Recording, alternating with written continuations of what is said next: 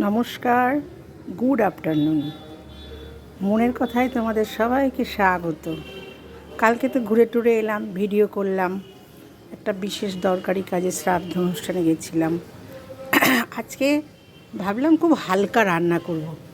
তা কী করব? দেখো, যত্ন করলে কিন্তু সবাই কথা বলে, যত্নের ভীষণ দরকার। দেখো, আমার এইটুকু ছোট্ট একটা বারান্দা, কলমির শাকের ঘন্ট করেছি।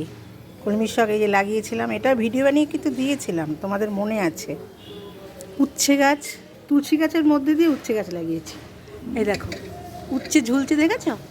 আর একটা উচ্ছে দেখো, ভাবলাম উচ্ছে আলু সেদ্ধ দেবো আজকে। তাই এই উচ্ছেটা কী যে মজা লাগে না নিজের হাতে লাগানো, খুব ভীষণ ভালো লাগে গো। এক হাতে ধরতেও পারছি না। ব্যাস, এই যে উচ্ছেটা কাটলাম, দুটো উচ্ছে কেটে নেব।